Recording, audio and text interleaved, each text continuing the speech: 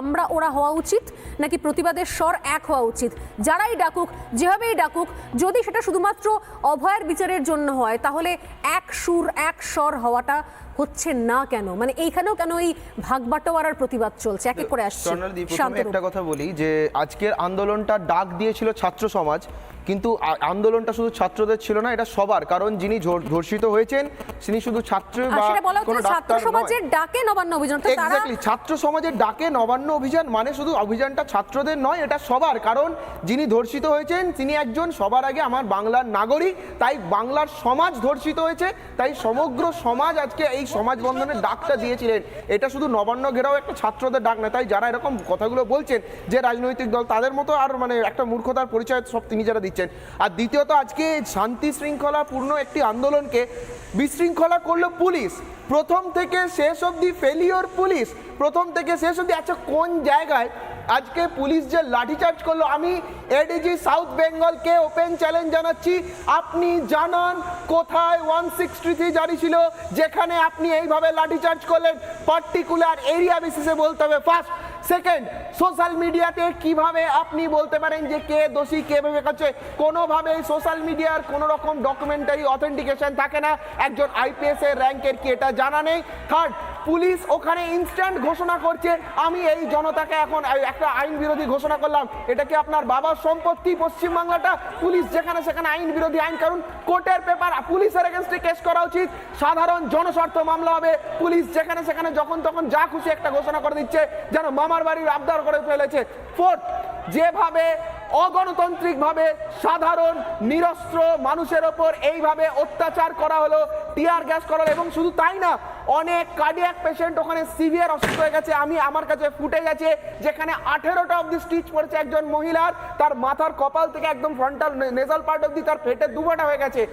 এই রকম ভয়াবহ লাঠিচার্জ নিরস্ত্র ছাত্রছাত্রী তথা সাধারণ জনগণের উপর কেন করলো? ফোর্থ, ফিফথ, একটা সাধারণ ছাত্রছাত্রীর ডাক, তাদের কোনো শৃঙ্খলাবদ্ধ সেরকমভাবে ছিল না, কোনো রাজনৈতিক পার্টির মতো তারা শৃঙ্খলাবদ্ধ ছিল না। তাদেরকে যদি সামলাতে পুলিশেরা হিমশিম খেয়ে যায়, আবার পশ্চিমবঙ্গ পুলিশ যে কতটা ব্যর্থ আজকের দিনে এটা পুনরায় প্রমাণিত হয়ে গেল। Last but not the least, যেভাবে আমরা বাংলাদেশে দেখেছিলাম যে বাংলাদেশের প্রধানমন্ত্রীকে পালিয়ে যেতে হচ্ছে, আর তার জলজ্যান্ত উদাহরণ আজকে আমরা দেখলাম। পশ্চিমবাংলার মুখ্যমন্ত্রীকে টিকিটই দেখা গেল না, পেছন দরজা দিয়ে নবান্নে ঢুকছে, আর এই পার্টি রিপ্রেজেন্টেটিভের কাজ করছে সাউথ বেঙ্গল এডিজি। এর থেকে নিন্দনীয় ঘটনা হতে পারে না, যেখানে পুলিশ আর working as a party representative, they are not doing their job. যারা ভুলে গেছে যে তারা পাবলিক রিপ্রেজেন্টেটিভ, তারা এখন পলিটিক্যাল রিপ্রেজেন্টেটিভ মতো কাজ করছে। এটা চরম দুর্ভাগ্যজনক ঘটনা। এবং শুধু তাই না, আগামী দিন যদি মনে করে থাকেন 27 তারিখটা শেষ, তাহলে মমতা বন্দ্যোপাধ্যায়কে গদিচ্যুত করার জন্য এখন গোটা বাংলা রাস্তায় নেমেছে।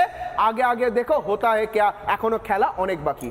না, আমি কিছুক্ষণ আগে দেখাচ্ছিলাম দুটো বিষয়। আমি গতকাল একজনকে জিজ্ঞাসা করছিলাম যে ঘটেছে এখানে, আপনারা দেখতে পাচ্ছেন যে একটা আনঅর্গানাইজ মুভমেন্ট। কেন ভয় পাচ্ছে পুলিশ? কারণ যখনই আনঅর্গানাইজড হয়ে যায়, সেখানে কোনো দলের সমর্থন আছে কি নেই সেটা ইমমেটেরিয়াল হয়ে যায়। আপনি বলে দিতে পারেন এই 70,000 লোক যারা যারা এসছে প্রত্যেকে খালি বিজেপি করেন, এখানে বিজেপির বাইরে আর কোনো সাধারণ মানুষ নেই, এই কথা কেউ গ্যারান্টি দিয়ে বলে দিতে পারেন? বিজেপির সমর্থকও যেরকম আছে, আবার অনেক সাধারণ মানুষ আছে, ছাত্রছাত্রী আছে, চিকিৎসক আছে, ডাক্তার বা ইঞ্জিনিয়ার রয়েছে, এমনকি বহু জাতি ধর্ম বর্ণ নির্বিশেষে, লিঙ্গ নির্বিশেষে প্রত্যেকটা মানুষ ময়দানে নেমেছেন। এবং আমি আবারও বলছি যে এই চিত্র বাংলার ইতিহাসে চিরস্মরণীয় হয়ে থাকবে, যে ঠান্ডা ঘরে বসে স্ট্র্যাটেজি করে ওই ব্লু প্রিন্ট বার করে রাজনীতি হয় না। রাজনীতি যদি আসলে কেউ করে, এই অরাজনীতির মোড়কে থাকা সাধারণ মানুষ করতে পারে। দেশের জাতীয় পতাকাটা নিয়ে যারা ওই জলকামানের মুখে দাঁড়িয়ে লড়ছিলেন, তারা আজকে জিতেছেন, আমরা হেরেছি। মমতা বন্দ্যোপাধ্যায়, আমি জানি না তিনি কোনো বিবৃতি দিয়েছেন কিনা, সম্ভবত দেননি, তার দেওয়ার সাহস হবে না। তিনি ওই জন্য তার ওই বিভিন্ন সেনা সামন্ত হিসেবে বিভিন্ন পুলিশ অফিসারদেরকে এগিয়ে দিচ্ছিলেন। ক্রাইম সিন ভ্যান্ডালাইজ করেছেন, প্রমাণ লোপাট করেছেন, সেই নিয়ে সিবিআই বারবার সুপ্রিম কোর্টে সওয়াল করছে। সেই বিষয়ে কারোর কিছু বলার নেই। যত উপদ্রব, যত অন্যায়, সমস্ত সাধারণ মানুষ হয়ে গেছে আজকে জঙ্গি। তারা নাকি রাষ্ট্রদ্রোহী, তারা নাকি সমস্ত কিছু করতে পারে, তারা দাঙ্গা হাঙ্গামা করতে পারে। আর যারা নির্দিষ্ট রাজনৈতিক দলের সমর্থক, আরজিকর হাসপাতালে ঢুকে সেদিন ওখানে ধর্ষণ করলেন, মেয়েটিকে খুন করলেন, তারপর তারপরের দিন প্রমাণ লোপাট করতে গেলেন, তারা কেউ রাজনীতি করছেন না, সমস্ত রাজনীতি করছে দেশের সাধারণ মানুষ। এই প্রশাসন আজকে ভয় পেয়েছে। আমি গর্বিত আমার দেশের নাগরিকের জন্য। আপনি বিজেপি করুন, সিপিএম করুন, তৃণমূল করুন, একজন নাগরিক হিসেবে আমি গর্বিত যে আপনারা প্রশাসনকে ভয় পাইয়েছেন, পুলিশকে ছুটিয়ে আজকে সারাদিন ছুটিয়েছেন, দেখিয়ে দিয়েছেন যে 4-5 ঘন্টা লাগে দেশের মানুষের মুখ বন্ধ করানোর জন্য। একদমই তাই। এবং আরো একবার স্পষ্ট হয়ে গেল কোথাও, সত্যি সত্যি আমি বলছিলাম না, শুরু থেকে আমরা বলেছি যে এই অভয়া কাণ্ডের পর বললাম না, সে কোথাও একটা পয়েন্ট থেকে যার পরে আর কিছু নিয়ন্ত্রণ করা যায় না। দীর্ঘদিন ধরে পুঞ্জীভূত রাগ, অভিমান, অভিযোগ সহ্য করতে করতে এমন একটা জায়গায় পৌঁছেছে। সত্যি সত্যি এই সময় দাঁড়িয়ে বুদ্ধিজীবী কে, আপনি কে বুদ্ধিজীবী, ইম্যাটেরিয়াল, অপ্রয়োজনীয়। কে বড় নেতা, অপ্রয়োজনীয়।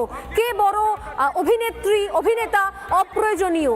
কে বড় কবি, অপ্রয়োজনীয়। কারুর দরকার পড়ছে না। এই সময় দাঁড়িয়ে সত্যি সত্যি বোধহয় আসল নেতা হচ্ছে সোশ্যাল মিডিয়া।